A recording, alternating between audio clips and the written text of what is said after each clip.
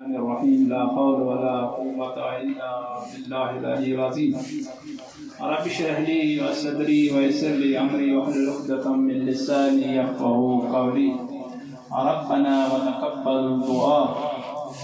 بسم الله الرحمن الرحيم. الحمد لله رب العالمين والصلاة والسلام على أشرف الأنبياء والمرسلين سيدنا ونبينا أبي القاسم مصطفى محمد اللهم صل على محمد وآل محمد بيت الطيبين الطاهرين المعصومين المنتجبين المنتخبين ولعنة الله على أعدائهم أجمعين من يومنا هذا إلى قيام يوم الدين.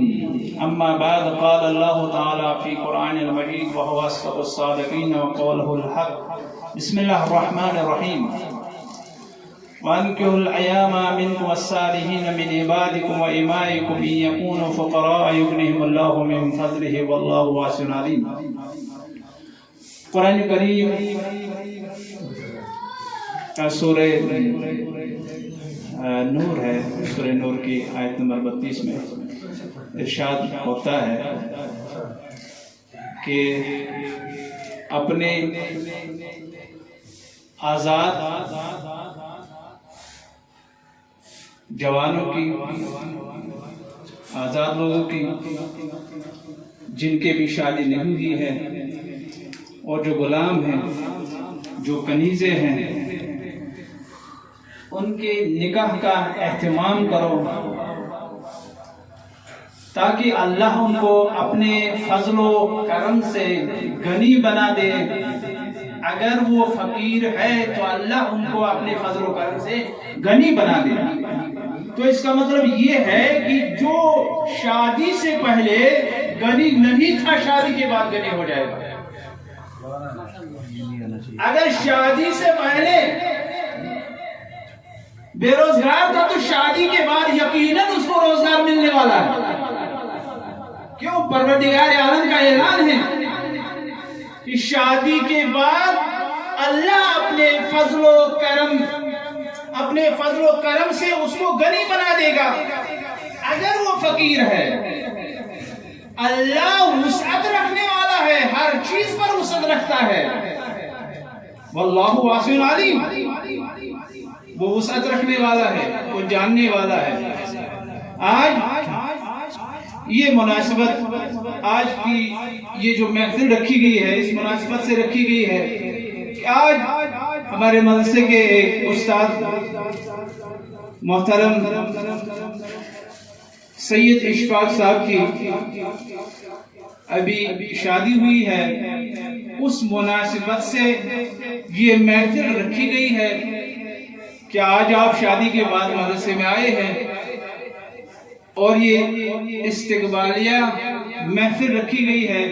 آپ کے شادی کے، آپ کا نکاح ہو چکا ہے، اس مناسبت سے یہ محفل رکھی گئی ہے.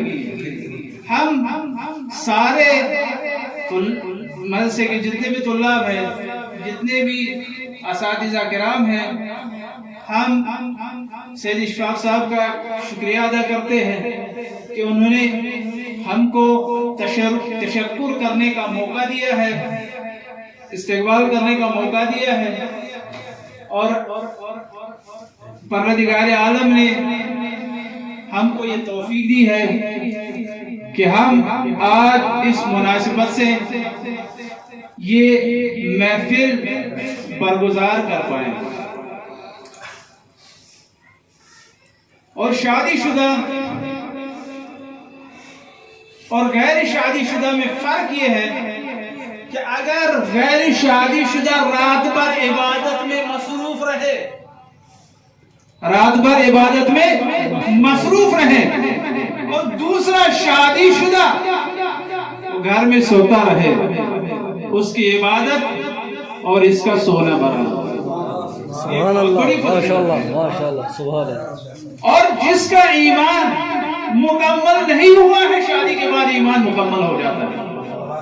شادی کے بعد ایمان مکمل ہو جاتا ہے. رسول اسلام صلی اللہ علیہ وآلہ وسلم اپنے صحابہ کے درمیان بیٹھے ہیں. رسول اسلام ایک مرتبہ بیٹھے ہیں، باہر سے ایک عورت آتی ہے ہے، اے میرے آقا و مولا، اے میرے آقا و مولا، میری ابھی شادی نہیں ہوئی ہے، میں چاہتی ہوں کہ آپ میری شادی کرائیں، آپ میری شادی کرائیں۔ تو رسول اسلام صلی اللہ علیہ وآلہ وسلم نے آواز دی، اے میرے صحابیوں، اے میرے چاہنے والوں، اے میرے صحابیوں، اے میرے چاہنے والوں، تم میں سے کون ہے جو اس عورت کے ساتھ شادی کرنا چاہتا ہے، جو اس عورت کے ساتھ شادی کرنا چاہتا ہے؟ سارے خاموش بیٹھے ہوئے۔ اچانک پیچھے سے ایک شخص کھڑا ہو جاتا ہے۔ جب کھڑا ہو گیا کہنے لگا، میرے آقا و مولا، میرے آقا و مولا، میں اس عورت کے ساتھ شادی کرنا چاہتا ہوں، لیکن ایک پرابلم ہے۔ رسول نے فرمایا، کیا پرابلم ہے؟ لیکن ایک مشکل ہے، کیا مشکل ہے؟ صحابی کہنے لگا، میرے آقا و مولا، میرے پاس مہر دینے کے لیے کچھ بھی نہیں ہے، میں نادار ہوں، مفلس ہوں، میرے پاس کچھ بھی نہیں ہے۔ رسول اسلام صلی اللہ علیہ وآلہ وسلم نے فرمایا، اے میرے صحابی، اے میرے چاہنے والے، کیا تو نے قرآن پڑھا ہے؟ کہا، میں نے قرآن پڑھا ہے۔ کہا، جتنا تو نے قرآن پڑھا ہے اتنا قرآن تو اس عورت کو پڑھا دینا، وہی تیرا مہر ہے۔ ماشاءاللہ ماشاءاللہ، وہ تو نے اس کا مہر ادا کر دیا۔ اگر ہم سیرت رسول کو اپنائیں تو آج جو ہمارے سماج میں، ہمارے سوسائٹی میں بہت سے گھرانے ایسے ہیں، بہت سے گھرانے ایسے ہیں جہاں جوانوں کی، جوان لڑکیوں کی، جوان لڑکوں کی شادیاں نہیں ہوتی۔ کیوں؟ جب ان سے سوال کرتے ہیں کہتے ہیں، ہمارے پاس مال نہیں ہے، ہمارے پاس دولت نہیں ہے، ہمارے پاس شادی کا خرچہ نہیں ہے۔ لیکن اگر ہم سیرت رسول کو اپنائیں، اگر ہم سیرت رسول کو اپنائیں تو پھر یہ ساری مشکلات دور ہو جائیں گے۔ کیوں؟ اس لیے کہ رسول نے اپنے صحابی کو فرمایا، جو تو نے قرآن پڑھا ہے، جتنا پڑھا ہے اتنا اس عورت کو پڑھا دینا، وہی تیرا، وہی اس عورت کا حق مہر ہے۔ تو گویا تو نے حق مہر ادا کر دیا۔ اب ہمارے پاس کوئی اور چارہ نہیں بچتا ہے۔ اب بعض لوگ یہ کہتے ہیں کہ بھائی ہم صبر کریں گے، ہمیں شادی کی ضرورت نہیں ہے، ہمیں شادی کی ضرورت نہیں ہے۔ بھائی پیغمبروں نے ایسا نہیں کیا ہے۔ خود رسول اسلام صلی اللہ علیہ وآلہ وسلم فرماتے ہیں،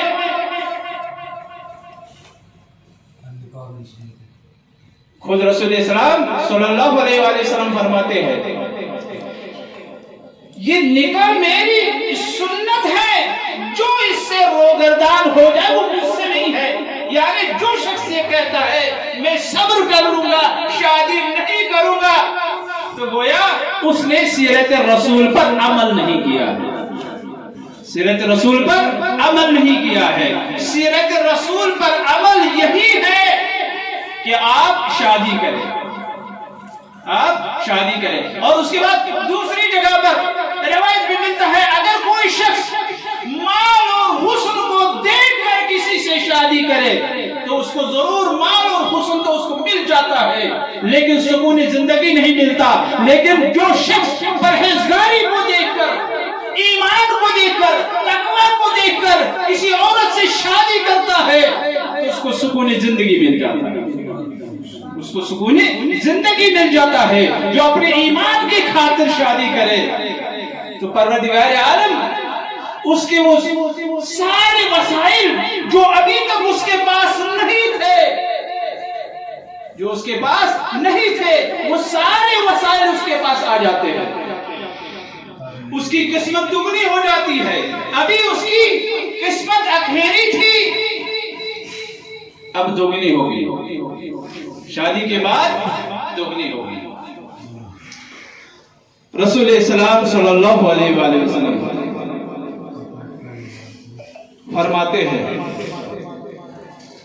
فرماتے ہیں جو لوگوں کے جوان لڑکیوں کے لیے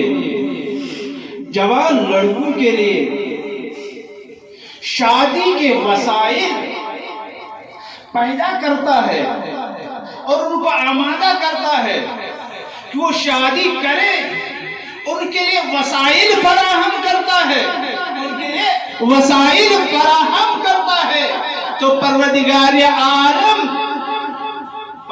عالم قیامت کے دن ان کو ان لوگوں میں محشور کرے گا جو سعادت مند لوگ ہوں گے، جو ان لوگوں کے لیے شادی کا انتظام کرتے ہیں جن کے پاس مال نہیں ہے، جن کے پاس ثروت نہیں ہے، چاہے وہ لڑکی ہو چاہے وہ لڑکا ہو، اس میں کوئی قید نہیں، خالی لڑکی ہو لڑکی کے لیے انتظام کیا جائے. نہیں، اگر کوئی جوان بھی نادار ہے، مفلس ہے، اس کے لیے شادی کے وسائل فراہم کرے تو قیامت کے دن پروردگار عالم اس کو سعادت مند لوگوں میں محشور کرے گا. سبحان اللہ. سعادت مند لوگوں میں محشور کرے گا. لہذا سب سے بڑی چیز یہ ہے کہ انسان اپنی عفت کو بچانے کے لیے شادی کرے، اپنی عفت کو بچانے کے لیے شادی کرے اور اپنی نسل کو آگے بڑھانے کے لیے شادی کرے. لہذا علی ابن ابی طالب علیہ السلام فرماتے ہیں کہ بچے کی تربیت کب ہونا چاہیے؟ علی علیہ السلام فرماتے ہیں جب تم رشتے کے لیے کسی کے یہاں جاؤ تو اس وقت سے آپ بچے کی تربیت کرنا شروع کرو. اس کا مطلب کیا ہے؟ ابھی شادی ہوئی نہیں ہے تو بچے کی تربیت کیسے کرے؟ ابھی بچہ دنیا میں آیا نہیں تو تربیت کیسے کرے؟ ابھی عورت آئی نہیں، بچہ آیا نہیں تو تربیت کیسے کرے؟ تو مولا امیر المومنین علیہ السلام فرماتے ہیں تم نہ دولت کو دیکھو، مولا یہ فرمانا چاہتے ہیں نہ تم دولت کو دیکھو، نہ تم ثروت کو دیکھو، نہ تم خوبصورتی کو دیکھو، بلکہ تم کردار کو دیکھو. اس عورت کو اپنے لیے مشخص کرو، اس عورت کو ڈھونڈو جو با کردار عورت ہو، با ایمان عورت ہو، با عفت عورت ہو، اس کے اندر ایسا کریکٹر ہو، اس کا ایسا نیچر ہو، اس کا ایسا کردار ہو کہ اس کے نیچر کے ذریعے سے، اس کے بہترین کردار کے ذریعے سے، بہترین نیچر کے ذریعے سے، بہترین کریکٹر کے ذریعے سے تمہاری بہترین کریکٹر والی اولاد دنیا میں آ جائے. سبحان اللہ. اگر تم چاہتے ہو، لہذا تم اپنے لیے نیک سیرت عورت کو ڈھونڈو تاکہ وہ نیک سیرت عورت تمہارے بچے کی بہترین تربیت کرے، تمہارے بچے کی بہترین تربیت کرے. لہذا دنیا کا جو سب سے عظیم جوڑا ہے، وہ جوڑا ہے علی اور فاطمہ کا. وہ جوڑا ہے علی اور فاطمہ کا جوڑا، وہ علی اور فاطمہ کا رشتہ ہے. نبی اکرم صلی اللہ علیہ وآلہ وسلم کے بعد بہت سے لوگ آئے، نبی نے فرمایا یہ میرے ہاتھ میں نہیں ہے، یہ میرے ہاتھ میں نہیں ہے، یہ اللہ کے ہاتھ میں ہے. میرے ہاتھ میں نہیں ہے، یہ اللہ کے ہاتھ میں ہے. اللہ کی جیسی مرضی ہوگی اس کے ساتھ زہرا کی شادی ہوگی، لہذا وہ نشانی جو پروردگار عالم نے وہ نشانی دکھا دی کہ کس کے ساتھ زہرا کی شادی ہوگی وہ ستارہ آیا، اس نے طواف کیا علی کے گھر کا، تو علی نے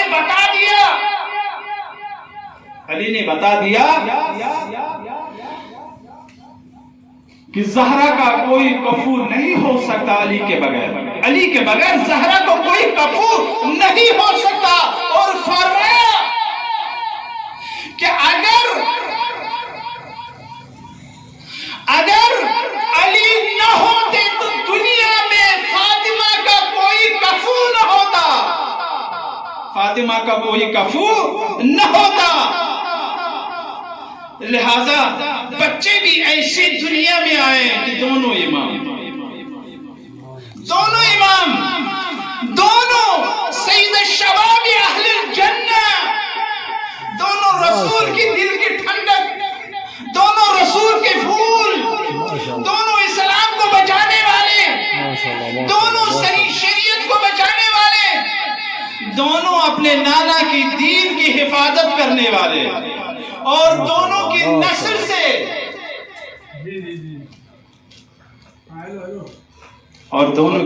ایسی نسل جن کی عصمت و طہارت کا اعلان خود پروردگار عالم نے کیا ہے، زہرا نے اپنے بچوں کی ایسی تربیت کی ہے، ایسی تربیت کی ہے جیسی تربیت دنیا کی کسی بھی خاتون نے اپنے بچوں کی نہیں کی ہے، جیسی تربیت جناب زہرا نے اپنے بچوں کی ہے۔ رسول السلام جو کچھ بھی بیان کرتے ہیں ممبر پر، جناب زہرا جب بچے واپس آتے ہیں، جناب زہرا بٹھاتی ہے، بٹھانے کے بعد پوچھتی ہے آج تمہارے نانا نے کیا بیان کیا ہے۔ یہ تربیت ہے جو جناب زہرا اپنے بچوں کو دے رہی ہے، لہذا اگر ہمیں اپنے بچے کی بہترین تربیت کرنی ہے تو بہترین قوم کو انتخاب کرنا ہوگا، تب ہم اپنے بچے کی بہترین تربیت کر سکتے ہیں، لہذا اسی کے ساتھ دعا دیتے ہیں اشفاق صاحب کو کہ اللہ ان کی یہ شادی شدہ زندگی نہایت ہی مسرت اور خوشی کے ساتھ گزارنے کا اللہ ان کو توفیق عنایت کرے، اور یہ ہمیشہ خوشحال اور شاداب رہے، اور ان کی خوشحالی اور شادابی کے ساتھ ہم سب بھی خوشحال اور شاداب رہے۔ ہماری یہی دعا ہے اللہ تعالیٰ سے، اور اہل بیت علیہ السلام کو وسیلہ بناتے ہوئے ہم یہ بھی دعا کرتے ہیں پروردگارہ تیرا وعدہ ہے کہ شادی کے بعد تو اگر کوئی فقیر بھی ہے اس کو غنی بنا دیتا ہے، پروردگارہ آج سے آپ سید اشفاق صاحب کو غنی بنا دے اور اس کے ساتھ ساتھ ہم سب کو غنی بنا دے۔